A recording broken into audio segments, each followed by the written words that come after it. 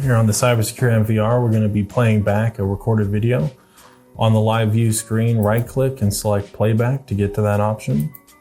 Once you're on this page, you can select a camera here on the left-hand side.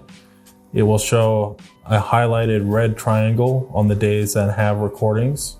The days that don't have that red triangle will not have any recordings with that camera. Once you click on a day, this bar at the bottom should fill out. The legend here tells you that blue is a normal, continuous 24/7 recording. The red is a motion event. So if we click here, it'll start playing and it'll play the motion event that we're currently selected.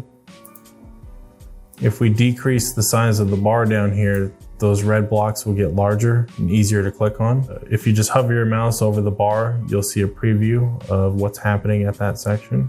Right now we can see the time playing as well as the time playing up here. You've got some options here while you're on playback. You can rewind it by 30 seconds. That's a skip option. You can choose the interval in which you skip it to.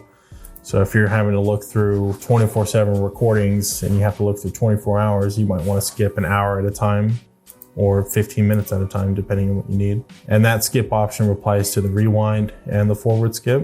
There's a reverse, which is a rewind. You've got stop, which will close the video from this camera and let you select a different camera.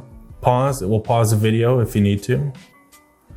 Then as you're playing it, it will play at 1x speed. You can decrease to 1/8 speed, which is a slow motion function, or you can increase it to 16x speed. Now, if you increase it, you just speed down till you get to 1x. 1x is a normal playback.